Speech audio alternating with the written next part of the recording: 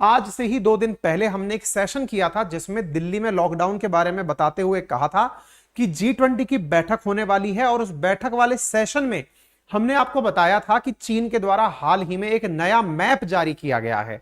नए मैप में भारत का जो लद्दाख और चीन वाला अक्साई चीन वाला हिस्सा और अरुणाचल प्रदेश वाला जो हिस्सा है उस पर चीन के द्वारा क्लेम किया गया है। उम्मीद है आपको याद हो, और उस समय पर हमने कांग्रेस अध्यक्ष की प्रतिक्रिया भी बताई थी। फिलहाल कांग्रेस की तरफ से एक और प्रतिक्रिया आई है। प्रधानमंत्री मोदी की और चीन के राष्ट्रपति शी जिनपिंग की मुलाकात हुई। चीन ने बताया कि यह मुलाकात मोदी जी के आग्रह पर हुई थी। हमारी सरकार के सूत्रों ने मीडिया को बताया कि उन्होंने बड़े सख्त लहजे में एलएसी पर और घुसपैठ पर बात करी। अब सवाल ये है कि क्या मोदी जी की बात का कोई असर नहीं है? चीन ने 4 दिन के अंदर एक ऐसा मैप रिलीज किया है जिसमें उन्होंने हमारी भूभागीय अखंडता पर सवाल उठा दिया है। भूभागीय अखंडता के साथ खिलवाड़ कर रहे हैं। हमारे अरुणाचल को और अक्साई चीन को अपना पार्ट बता रहे हैं। और मुझे एक बात ये भी याद आती है कि 2019 से अरुणाचल के जो सांसद हैं भाजपा के कपिल गांव, उन्होंने संसद तक में कहा है कि वहां पर 50-60 किलोमीटर के अंदर तक चीन ने कब्जा किया है, गांव बसा लिया। सरकार के कान पे जू नहीं रही थी, लेकिन हम एक स्वर में सरकार के साथ खड़े होकर विपक्ष के माध्यम से, आपके माध्यम से, चीन की ये धृष्टता है, अगर उनको लगता है कि वो हमारी भूभागीय अखंडता के साथ खिलवाड़ करेंगे, ये बिल्कुल गलत है। लेकिन सरकार को थोड़ा सा सख्त रवैया अपनाना पड़ेगा। ये ढुलमुल रवैया, कभी महाबलीपुरम में शहनाई सुनना, कभी साबरमती पे झूले झूलना, 19 मीटिंग का लेना, 2 मीटिंग तो जाबाजों की शहादत के बाद गलवान में हो गई। वही इसका क्या परिणाम है? 19 कोर कमांडर की मीटिंग हो गई आज। इस पर कांग्रेस की तरफ से जो कांग्रेस की नेता हैं सुप्रिया, इनका कहना है कि कांग्रेस सरकार के साथ है, और सरकार के इसलिए साथ है कि इस विषय पर चीन के सामने ढुलमुल रवैया ना अपनाया जाए। ढुलमुल रवैया का मतलब यह है कि चीन के साथ बात बड़ी सख्ती से की जाए, क्योंकि कांग्रेस चाहती है कि इस विषय के ऊपर सरकार के साथ हम एकजुट होकर के चीन को यह बताएं कि हम अपनी जगह बहुत मजबूती से खड़े हैं। ऐसा सरकार क्या कर रही है कि गलवान इंसिडेंट के बाद में 19 बार बातचीत हो गई और उसके बाद में कुछ भी निकलकर नहीं आया। जहां तक बात हो ब्रिक्स समिट की, प्रधानमंत्री के द्वारा जानकारी दी गई कि हमने चीन के साथ बातचीत की है। उस विषय को लेकर भी चीन का तर्क था कि प्रधानमंत्री के इनिशिएटिव पर बातचीत हुई है।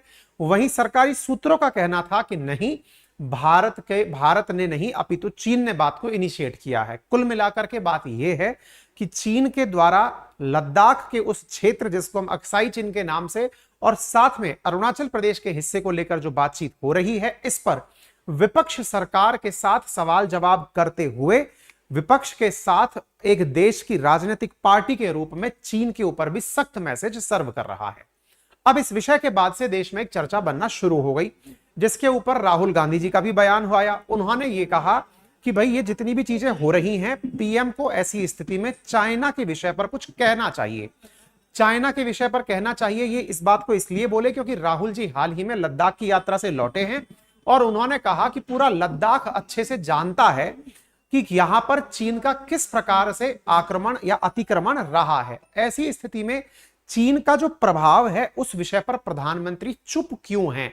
इस विषय को कांग्रेस के द्वारा अलग अलग तरीके से प्रधानमंत्री के समक्ष उठाया जा रहा है। उठाए जाने का कोई लॉजिक या कोई मतलब इस इंसिडेंट खास है क्या? बिल्कुल, क्योंकि G20 बैठक के अंदर 9 से 10 सितंबर के बीच शी जिनपिंग के भारत आने की पूरी उम्मीद लगाई जा रही है। कहा जा रहा है कि G20 के जो वर्ल्ड लीडर्स यहां आएंगे, उस बीच में शी जिनपिंग भी आएंगे, और शी जिनपिंग जब यहां पर होंगे तो भारत उनके सामने कैसे इस मुद्दे को रखेगा। अल्टीमेटली जो आज का टाइटल है कि अक्साई चीन में चीन के द्वारा टनल्स बना ली गई हैं, क्या वाकई में ऐसा कुछ हुआ है? और दूसरी बड़ी बात, क्या अक्साई चीन में अचानक कुछ हुआ है, या देश की आजादी के बाद से ही जो 1962 का वॉर हुआ था, जिस समय नेहरू जी देश के प्रधानमंत्री थे, हमारा पंचशील एग्रीमेंट जो हमने चीन के साथ हिंदी चीनी भाई भाई करके 1954 में किया था, उसके बाद चीन का जो हमारे क्षेत्र पर अतिक्रमण हुआ, क्या उसके बाद से कभी वो क्षेत्र भारत को वास्तव में मिला भी है, या उस क्षेत्र पर चीन का आज तक वैसे ही कब्जा बरकरार है? ये सारे विषय आज के सेशन में डिस्कस किए जाएंगे। आप सबसे गुजारिश है कि इस सेशन को अपने सभी साथियों के साथ साझा कर दें। अब बड़ा सवाल यह है कि चीन के द्वारा विवादित अक्साई चीन क्षेत्र में जो सुरंग बनाने की बात आई है, ये आई कहां से? साथियों, कहा गया है कि मैक्सार नामक एक कंपनी है जिसने अपनी सैटेलाइट तस्वीरों के माध्यम से इस जानकारी का खुलासा किया है। उसका कहना है कि देप्सांग से 60 किलोमीटर दूर एक नदी घाटी के किनारे पहाड़ी पर सुरंग होने का दावा किया गया है। ये टनल्स बनाई क्यों गई हैं, तो इसके बारे में कहा गया है कि सैनिक जो चीन के सैनिक हैं और साथ में जो चीनी सैनिकों के पास वेपन्स हैं, उन्हें रखने के लिए इस प्रकार की टनल्स का निर्माण किया गया है। जियो इंटेलिजेंस एक्सपर्ट्स ने इन तस्वीरों के माध्यम से बताया कि नदी के दोनों तरफ ऐसी 11 स्ट्रक्चर्स बनी हैं जहां पर प्रॉपर तरीके से बंकर बनाए गए हैं। एनडीटीवी ने मैक्सार की तस्वीरों के हवाले से इस जानकारी के साथ कंस्ट्रक्शन की भी बात की। अब ये कहां की चर्चा हो रही है, आइए जरा एक बार के लिए आप पूरी स्थिति को मैप पर समझने का प्रयास करते हैं।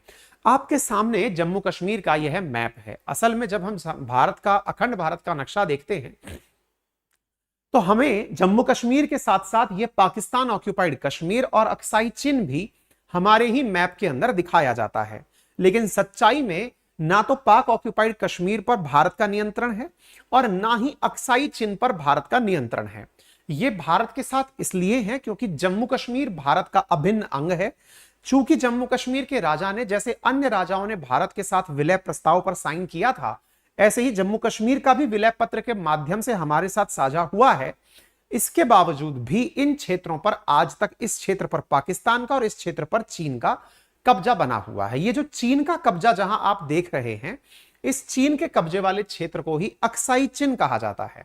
ये अक्साई चिन पर जो आप क्षेत्र कब्जे के रूप में देख रहे हैं, यह स्थिति 1962 से लेकर आज तक बरकरार है।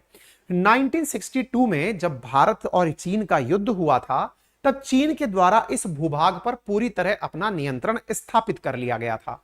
तब से लेकर आज तक यहां पर किसी भी प्रकार का गतिरोध अगर उत्पन्न हुआ है तो भारत के द्वारा इस अक्साई चिन वाले क्षेत्र में अपनी एंट्री करने पर हुआ है। भारतीय सेनाएं जब अक्साई चिन क्षेत्र में अपने बात को, कि भारत मानता है कि ये जो आउटर लाइन एरिया है, जिसे हम जॉनसन लाइन के नाम से जानते हैं, यहां तक हमारा क्षेत्र है, इस बात पर चीन को बड़ी आपत्ति है। 1962 में हमने म्यूचुअली ये एग्री कर लिया था कि line of actual control Bharat और चीन के बीच का एक नियंत्रण रेखा के रूप में रहेगा। अब ये लाइन ऑफ एक्चुअल कंट्रोल क्या है, इसके साथ साथ आप ये भी जान लीजिएगा कि ये जो क्षेत्र आपको दिख रहा है, इससे आपको इस बात की इंटेंसिटी समझ में आ जाएगी कि जो थोड़े दिनों पहले गनवान वैली इंसिडेंट हुआ था, वो भी इस अक्साई चिन के बॉर्डर एरिया पर ही हुआ था।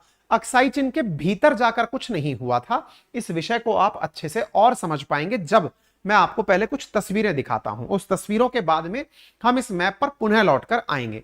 18 अगस्त 2023 की ये अक्साई चिन की खबरें हैं, जहां पर आपको ये पहाड़ दिखाई दे रहा है और उसके साथ में सामने बहती एक चलती हुई सड़क और साथ में कुछ स्ट्रक्चर्स इसी दिखाई दे रही हैं। यहां पर कंस्ट्रक्शन के लिए इंफ्रास्ट्रक्चर दिखाई दे रहा है। मैक्सार टेक्नोलॉजीज ने इस प्रकार की तस्वीरें सैटेलाइट से निकाली हैं। सैटेलाइट में 4 नए बंकर भी हाल ही में दिखाई दिए हैं। ऐसा माना जा रहा है कि भारत के द्वारा फिलहाल के लिए इस एलएसी वाले क्षेत्र में जो एयरफोर्स भेजी गई है, आपको जानना चाहिए कि अगस्त महीने में लगभग 68,000 एयरफोर्स के सैनिकों को हाल ही में इस क्षेत्र में भेजा गया है। ये द हिंदू की एक खबर में प्रकाशित हुआ था। हम वो खबर भी आपको सेशन के अंत तक दिखा देंगे। ऐसी स्थिति में यह माना जा रहा है कि भारत के द्वारा जो बड़ी संख्या में इंडियन एयरफोर्स के जवान उतारे गए हैं, उस स्थिति को यहां पर काउंटर करने के लिए कि यदि इंडियन एयरफोर्स ने इस अक्साई चिन वाले क्षेत्र पर अटैक कर दिया तो फिर यहां के सैनिक और इनके जो असलाह हैं वो कहां रखे जाएंगे, इसके लिए इन टनल्स का निर्माण किया गया है। जैसा यहां पर 6 दिसंबर 2021 की संरचना में दिख रहा है कि अक्साई चिन वो क्षेत्र जिस पर चीन अपना दावा पहले से करता आया है, यहां पर कोई कार्य नहीं था, लेकिन अब यहां पर इस निर्माण को बड़े एरिया के अंदर आप देख सकते हैं। अगर हम बंकरों की बात करें तो आप मजबूत बंकरों को भी यहां पर 18 अगस्त के दिन बनी हुई इमेजेस में प्रॉपर तरीके से जूम हुई तस्वीरों में देख सकते हैं। निर्माणाधीन से लेकर के निर्माण हुई चीजों को सैन्य पोस्ट के साथ यहां पर बनता हुआ देख सकते हैं। कहने का मतलब यह है कि यह चीन भी समझ चुका है कि अक्साई चिन वाले क्षेत्र को भारत छोड़ने वाला तो नहीं है। ऐसी स्थिति में भारत जिस क्षेत्र पर 1962 से चीन कब्जा करके बैठा है उसे छुड़ाएगा, यह बात मानते हुए यहां पर ये बचने के उपाय कर रहे हैं, बंकर बना रहे हैं, टनल्स बना रहे हैं, क्योंकि यह माना जाता है कि यदि पहाड़ों के भीतर, जिस तरह से अफगानिस्तान में अगर आपको मालूम हो तो जब अफगानिस्तान के अंदर अमेरिकी एयरफोर्स के द्वारा हमले किए गए थे तालिबान के खात्मे के लिए, तो यह पता चला था कि लंबे समय तक आतंकी इसलिए नहीं मरे क्योंकि उन पहाड़ियों के अंदर गहरी सुरंग बना बना करके पहाड़ों के भीतर जाकर के आतंकी छिपे रहते थे। इसका परिणाम यह निकला कि चाहे कितना भी बड़ा गोला गिरे वो पहाड़ तोड़ करके लोगों को नहीं मार सकता, और इसका परिणाम यह निकला कि यहां आतंकी लंबे समय तक बचे रह गए। ठीक इसी प्रकार का हथकंडा ये लोग इस समय जो पहाड़ियां यहां पर हैं उनके भीतर अपने आप के बंकर बनाने के लिए, क्योंकि भारत ने एयरफोर्स यहां भेज दी है, ऐसी स्थिति में अगर हमले होते हैं तो अपने आप को कहां सुरक्षित रखेंगे। अब ये जो तस्वीरें हैं ये अपने आप में बयान करती हैं कि प्रॉपर तरीके की टनल्स और उनके एंट्रेंसेस यहां पर बन रहे हैं ताकि पहाड़ों में जाकर के ये शरण ले सके। आप इन्हें यहां पर देख सकते हैं, प्रॉपर तरीके से गाड़ियां एंट्री करती हुई टनल्स के रास्ते आपको दिखाई दे जाती हैं। इनको समझने के बाद में एक बड़ा सवाल यह बनता है कि ये है कहां और ये क्या पहली बार हो रहा है, क्या इन क्षेत्रों के बारे में चर्चा आ रही है। अब इसको थोड़ा सा हमें समझना होगा, और समझने के लिए आपको थोड़ा सा वो स्थिति समझनी होगी जो भारत की वास्तविक है। मैं कई बार जब कुछ बच्चे हमारे द्वारा कई तस्वीरों में इस प्रकार का मैप जब हम दर्शाते हैं जिसमें जम्मू कश्मीर और अक्साई चिन वाले क्षेत्र को हम पाकिस्तान ऑक्यूपाइड और चाइना ऑक्यूपाइड दिखाते हैं, तो कुछ व्यूअर्स हमसे ऑफेंड हो जाते हैं। वो कहते हैं कि सर ये क्यों दिखा रहे हो, ये तो भारत का हिस्सा ही तो है। मेरा अक्सर ये स्टैंड रहा है, इस पर आप मुझे करेक्ट भी कर सकते हैं, कि अगर हम भारतीयों को यह बात नहीं पता रहेगी कि कितने बड़े क्षेत्रफल पर हमारे दुश्मन ने यहां कब्जा किया हुआ है, ऐसी स्थिति में आप भारतीय इस विषय पर अपने आप को गलत फहमी में भी पा सकते हैं कि यार सब कुछ चंगा है, सब कुछ बढ़िया चल ही तो रहा है। असल मायने में जिस क्षेत्र पर आज से नहीं 1962 से कब्जा है, यह हमें कभी बताया या दिखाया नहीं गया। हमने भारत का जब भी नक्शा देखा, हमने अखंड भारत का नक्शा देखा। अब आपके दिमाग में फिर सवाल बनेगा, सरकारें ऐसा क्यों नहीं करती कि इस क्षेत्र को ऐसा दिखाने लग जाएं। देखिए, सरकार जो नक्शे दिखाती है वो नक्शे हमारी आधिकारिक पैठ को दर्शाता है कि हमने ये क्षेत्र हमारा ही क्षेत्र है और ये हमारा विजन है। असल मायने में अगर भारत सरकार भी इन क्षेत्रों को हटा के दिखाने लग जाए तो ऐसी स्थिति में उन देशों को बड़ी सहूलियत मिल जाएगी कि अब तो इन्होंने उम्मीदें भी छोड़ दी हैं। मेरी अक्सर विद्यार्थियों से यह गुजारिश रही है कि जब भी जम्मू कश्मीर का मैप पढ़ें तो दिमाग में यह विचार करके चलें कि इस क्षेत्र के ऊपर और पाक ऑक्यूपाइड क्षेत्र पर पाकिस्तान का और इधर की तरफ चीन का कब्जा है, ये पता रहे, ताकि बहुत सारे जो लिसनर्स, व्यूअर्स और विद्यार्थी वर्ग है उन्हें यह जानकारी रहना आवश्यक है। भले ही हम अपना ऑफिशियल मैप पढ़ते आए हों, लेकिन इस स्थिति को आप थोड़ा सा और जान लें। देखिए क्या है, ये जो आपको डार्क ब्लू रोड जगह दिखाई दे रही है, असल में यह है जॉनसन लाइन। भारत के द्वारा देश की आजादी के बाद जिसे भारतीय सीमा माना गया। आज भी जब आप जम्मू कश्मीर का मैप देखते हैं और जम्मू कश्मीर के मैप में जब आपको जो संरचना दिखाई दी जाती है, वो संरचना असल में इसी बॉर्डर से होकर गुजरती है। मैं इसको आपको इस तरह से दिखाना चाहूंगा कि जम्मू कश्मीर में जब भी हम ये वाला क्षेत्र, आप जब भी जम्मू कश्मीर का ये वाला वृहद रूप देखते हैं तो इसमें ये जो आउटसाइड वाली लाइन आपको दिखती है, ये आउटसाइड वाली लाइन असल में जॉनसन लाइन है। इस जॉनसन लाइन को भारत अपनी सीमा मानता है, पहले तो ये समझिएगा। इसके बाद की वास्तविक स्थिति क्या है, अब इसको थोड़ा सा समझने का प्रयास करिए। असल में भारत और चीन के बीच जो सबसे पहली लड़ाई हुई 1962 की जो वॉर हुई, जिसकी शुरुआत 1959 से हुई थी असल मायने में, जब भारत के सैनिकों को चीन ने बंदी बना लिया था, उसके पीछे का बड़ा रूट कारण था ये वाला रोड जो आपको दिखाई दे रहा है। क्या था इस रोड में, मैं एक बार के लिए आपको बताना चाहूंगा। ये जो आपको वेस्टर्न हाईवे दिखाई दे रहा है, असल में ऊपर की तरफ चीन का एक क्षेत्र है तिब्बत, जिसको चीन ने अतिक्रमण किया हुआ है। दक्षिण में शिंजियांग प्रोविंस है। चीन ने तिब्बत को शिंजियांग से जोड़ने के लिए यहां से एक रोड निकाला था। यह रोड भारत को लंबे समय तक नहीं पता था कि इस तरह का कोई रोड भी निकाला गया है। देश की आजादी के तुरंत बाद भारत ने जब अपना नक्शा जारी किया कि यह क्षेत्र हमारा है, अच्छा, चीनी लोग रिएक्शंस में बड़े ही सुस्त प्रकार के कहे जा सकते हैं। इनके दिमाग में किस तरह से काम चलता है, ये रिएक्शन किस तरह से देते हैं, मंदारिन भाषा समझते हैं, क्या करते हैं, इनको ही पता है। हुआ ये कि भारत ने जब अपना मैप जारी किया, जॉनसन लाइन को अपनी ऑफिशियल लाइन डिक्लेयर किया, तब चीन का देश की आजादी से लेकर 1959 तक कोई रिएक्शन ही नहीं था। इसी कारण से 1954 में नेहरू जी ने बकायदा चीन के साथ मिलकर के पंचशील सिद्धांत, जो कि बुद्धिज्म से लिए गए उनके 5 व्रतों से थे, उसमें भारत ने बकायदा चीन के साथ में ये श्योर किया था कि हम लोग इस पूरे पूरे क्षेत्र को अपना क्षेत्र मानते हैं। भारत ने अपना क्षेत्र इसे डिक्लेयर कर दिया था, लेकिन चीन को अपनी सहूलियत के हिसाब से तिब्बत को शिनजियांग से जोड़ना था। वो इस रोड के हिसाब से इसे जोड़कर चले गए। कोई बात नहीं साहब। इसके बाद फिर एक स्थिति निकल कर आई, और वो क्या थी? चीन ने कहा कि हमने अपने ही क्षेत्र में सड़क बनाई है।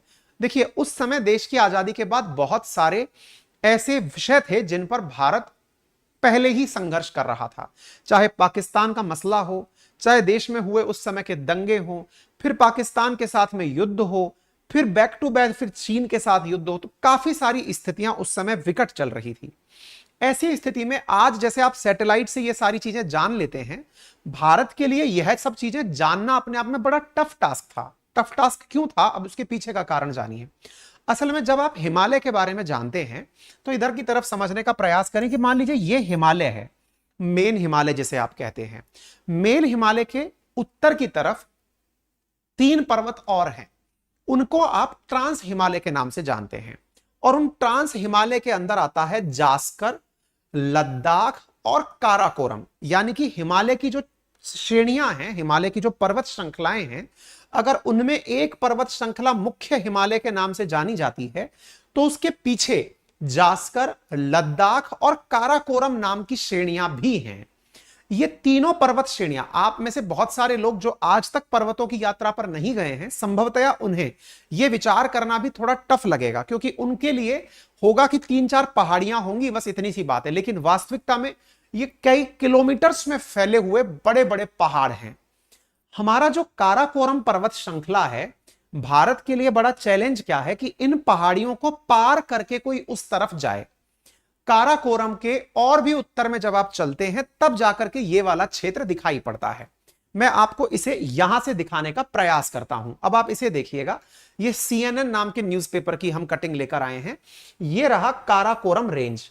काराकोरम रेंज जो कि ट्रांस हिमालय के बाद में जो 3 पहाड़ियां हैं, जास्कर, लद्दाख और काराकोरम, उसके बाद की स्थिति है कि आप इस क्षेत्र को देख पा रहे हैं।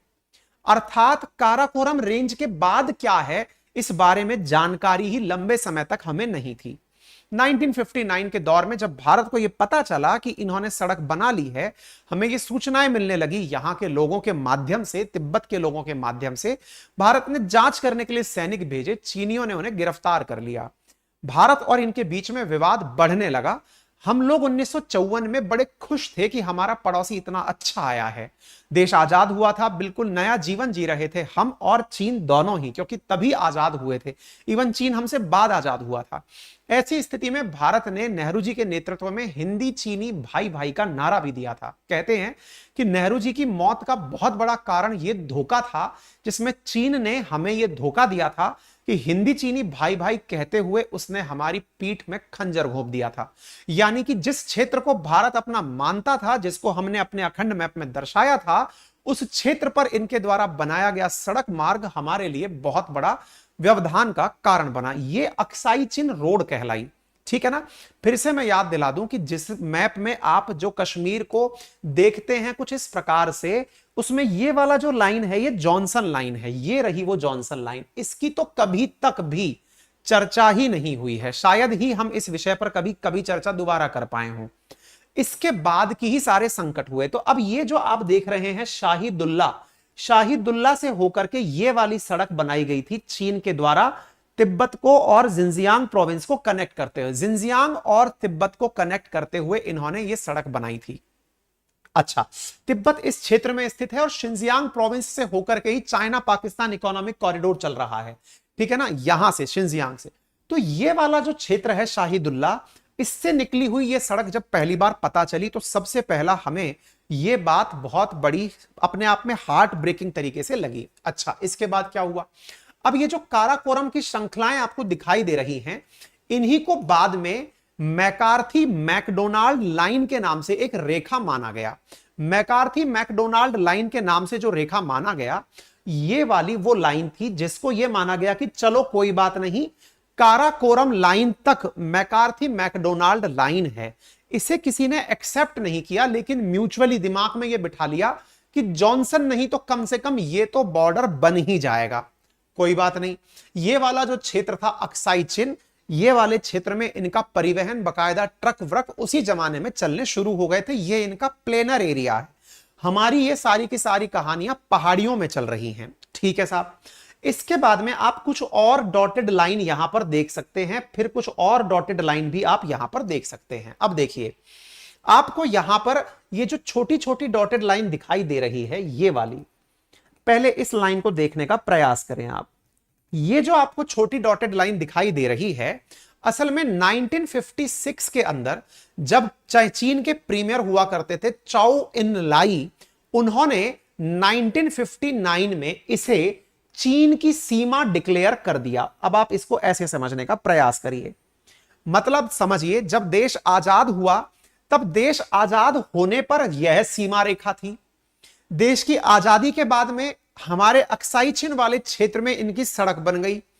सड़क बनने के बाद में 1959 में, हिंदी चीनी भाई भाई के बाद वाला एपिसोड है ये, उसके बाद में यहां पर ये जो डॉटेड लाइन आप देख रहे हो, ये चीन के द्वारा अपनी एक सीमा रेखा डिक्लेयर कर दी गई। ये सीमा रेखा आप देख सकते हैं, इन्होंने इतना अंदर घुस करके अपनी सड़क डिक्लेयर कर दी। उसके बाद क्या हुआ, उसके बाद में फिर 1962 का वॉर होता है। 1962 का वॉर होता है और उसमें फिर ये थोड़ा और अंदर तक घुसकर चले आते हैं। ये जो इसके बाद वाली जो ब्लैक लाइन आपको दिखाई दे रही है, ये जो डार्क वाली लाइन दिखाई दे रही है, इसको देखिए आप। इसका ये वॉर हुआ भी क्यों?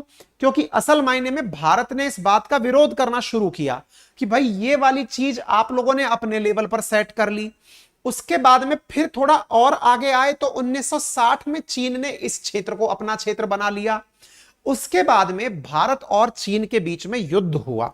जब युद्ध हुआ तो 1962 में जाकर के ये जो रेड आपको दिखाई दे रहा है, एकदम लाल जो क्षेत्र दिखाई दे रहा है ना, ये वाला देखिए, एकदम रेड जो आपको फिलहाल दिखाई दे रहा है, इस क्षेत्र को लाइन ऑफ एक्चुअल कंट्रोल नाम दिया गया। क्या नाम दिया गया? लाइन ऑफ एक्चुअल कंट्रोल, यानी LAC। ये जो एकदम रेड आपको क्षेत्र दिखाई दे रहा है, दैट इज LAC, जो आज भारत और चीन के बीच बॉर्डर कहलाता है। तो 1962 से लेकर आज तक भारत की सेनाएं यहीं पर डटी हुई हैं। आज भी हम यहीं पर हैं। आज जो आप खबर सुन रहे हो कि अक्साई चिन में कुछ हुआ है, तो वो ये वाला क्षेत्र है जहां पर चीन पहले से ही इतनी सारी सड़कें, इतना सारा कंस्ट्रक्शन, इतना सारा निर्माण अपने लेवल पर करता रहा है। और जो अपना निर्माण उसने अब तक किया है, उसी क्षेत्र में अब उसके द्वारा टनल्स भी बनाई जा रही हैं। जैसे उसने पहले सड़कें बना रखी थी, उसके बाद में टनल्स बन रही हैं। इस क्षेत्र में भारत, चूंकि इसे आज आप और मैं जब भी इस बात को जानते हैं कि यह क्षेत्र हमारा है, इसमें कोई भी कार्य होगा तो हमारा खून खौलेगा। इसका एक एपिसोड मैं आपको और दिखाता हूं। ये जो आपको यहां पर गलवान नामक जगह दिखाई दे रही है, ये LAC के इतर ही एक जगह है। असल मायने में अब थोड़ा और विवाद का कारण जान लीजिए। 1959 में इन्होंने इस क्षेत्र को माना और उसके बाद में 1962 में ये थोड़ा और नीचे तक चलकर चले आए। ये 59 और 62 के बीच का ये जो दौर था, भारत इस क्षेत्र को अपने क्षेत्र में लेना चाहता है कि एटलीस्ट जब तुमने 1959 में यहां थे और उसके बाद यहां आ गए, इसका क्या स्टैंड है ये बताओ। तो अब उसके ऊपर क्या हुआ, अब आप वो जानो। इधर देखिए, अब आप असल मायने में अब तक आपको यह समझ में आ चुका होगा कि यह जॉनसन लाइन है, ये यहां पर मैकडोनाल्ड लाइन है, ये वो वेस्टर्न हाईवे है जिसने शिनजियांग उत्तर में और नीचे तिब्बत में इनको कनेक्ट किया। इसके बाद में अब जो 1959 में चीन ने अपने लेवल पर माना था वो ये क्षेत्र था, और 62 में चीन ने जो माना वो ये क्षेत्र था। असल मायने में जो भी अब तक मामले फंसे हैं वो क्या हुए हैं, अब आप वो समझिएगा।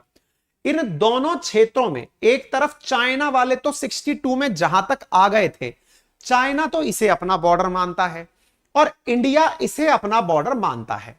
कि भाई मेरा बॉर्डर ये है, यानी एलएसी को लेकर भी आज भी इन दोनों के बीच में बहुत ज्यादा विवाद रहता है।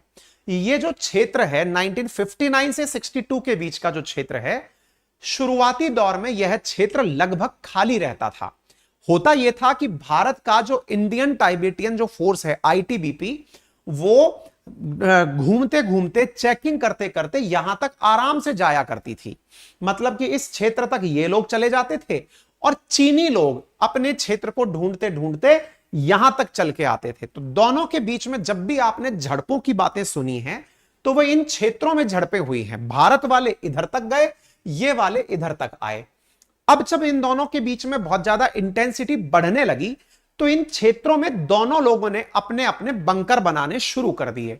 ये जो आप यहां पर चीनी नक्शा देख रहे हैं और ये भारत का जो झंडा देख रहे हैं, असल में इस पूरे क्षेत्र में ये जो 10 किलोमीटर के आसपास का जो क्षेत्र है, इस क्षेत्र में ही फिलहाल दोनों एक दूसरे के सामने उलझे हुए हैं। इसी दौर में ही गलवान वैली इंसिडेंट हुआ था।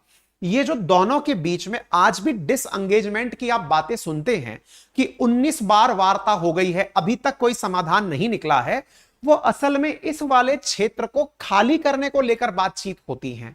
आप कई बार सुनते होंगे कि चीन के द्वारा नवनिर्माण कर लिया गया है, वो असल में नवनिर्माण इन दोनों सीमाओं के बीच में कर लिया गया है। इन दोनों सीमाओं के बीच में यहां पर भारत की सेना भी और चीन की सेना भी। अब मुद्दा जो है वो पीछे का हो ही नहीं रहा है, इस 10 किलोमीटर की कुल मिलाकर के लड़ाई झगड़े की बात चल रही है। अब आपके दिमाग में फिर प्रश्न आएगा, सर देखिए स्थिति तो बदली है। जब चीन वाले यहां तक चले आते थे, भारत वाले यहां तक चले जाते थे, तो ऐसी स्थिति में आज जो रस्साकसी यहां चल रही है, ये क्या आज की स्थिति भयानक नहीं है क्या? क्या भारत ने अपने हिसाब से कोई जगह छोड़ नहीं दी है क्या? तो देखिए इस विषय के ऊपर दो मत हो सकते हैं। यह भी हो सकता है कि भारत आज इस हिस्से को जो पहले चीन के द्वारा यहां तक पहुंच करके कब्जा करने का सोचा जाता था, भारत की फोर्सेस ने इस क्षेत्र में जाकर अपने बंकर लगा दिए हैं। काराकोरम को क्रॉस करके भारत के द्वारा भी सड़कें बना दी गई हैं, अपनी सेना भेज दी गई है। ऐसी स्थिति में जब यहां भारत पहुंच गया है तो चीन को इस बात से बड़ी तकलीफ हो रही है, क्योंकि इसके द्वारा जो ये प्रयास किया जाता था कि किसी के बॉर्डर में घुसते चले जाओ और उसकी तरफ से ये कोशिश कर, जैसे अपने गांवों में होता है, अगर आपके गांव में खेत हो तो आप ये जानेंगे कि पड़ोसी का प्रयास रहता है कि जब भी वो हल जोते अपने खेत में, तो आप दोनों के बीच का जो बॉर्डर है, उस बॉर्डर के ऊपर से जरूर वो हल चला करके उस छोटे से बॉर्डर को अपने अंदर मिला ले। आप परेशान होकर के कि भाई मेरे और इनके खेत के बीच में कहां पर है ये बॉर्डर, आप परेशान होकर फिर एक नया बॉर्डर बना लेते हैं। जो भी व्यक्ति थोड़ा सा अपने अंदर सहनशीलता दर्शा रहा होता है, वो अपनी जगह खो रहा होता है। भारत के साथ भी यही हुआ। चीन के द्वारा ये जो प्रक्रिया की गई, इसे सलामी स्लाइसिंग कहा जाता है। चीन के द्वारा दर्शाई गई ये जो स्थिति थी सलामी स्लाइसिंग की, जिसमें वो भारत के बड़े हिस्से को अपने कब्जे में खोद खोद कर लेता रहा था, अब भारत उस पर एग्रेसिव हो गया है। यही कारण है कि 19 बार की वार्ता के बावजूद इस क्षेत्र में कोई डिसएंगेजमेंट नहीं हुआ है। तो उम्मीद है कि आपको यह मसला समझ में आए कि यह क्षेत्र अब बॉर्न ऑफ कंटेंशन हो चुका है, झगड़े की जड़ हो चुका है। चूंकि भारत और चीन के बीच 1959 से 62 के बीच भी ऐसी ही स्थितियां बनी थी, जिसके चलते 1962 के एंड में यानी अक्टूबर के अराउंड जाकर के युद्ध शुरू हो गया था। ऐसी स्थिति में माना जाता है कि भारत के द्वारा हाल ही में अगस्त में जितने एयरफोर्स यहां भेज दी गई है और जिस तरह की स्थितियां यहां लगातार बनी हुई हैं, इनके बीच में युद्ध से इनकार नहीं किया जा सकता।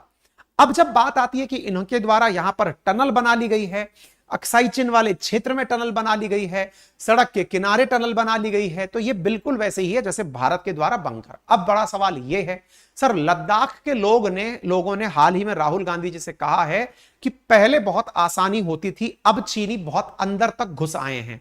वो कहानी क्या है?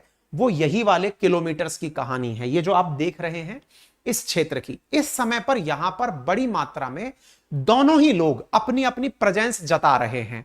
चीनी इस क्षेत्र में इसलिए आ रहे हैं कि अगर कहीं यहां पर भारत की सेना पहुंच गई तो ये वाला क्षेत्र जो हम क्लेम करते थे, यहां तक हम लोग नहीं पहुंच पाएंगे।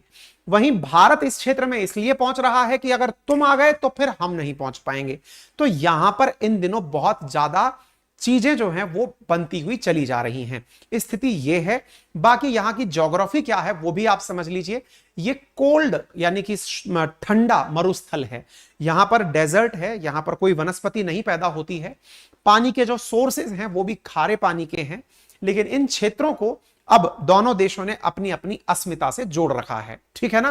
तो उम्मीद है कि अब आपको यह बात प्रॉपर तरीके से समझ में आ रही हो। बाकी इसके पीछे का इतिहास क्या है, लंबा चौड़ा इतिहास है इस पूरी कहानी का।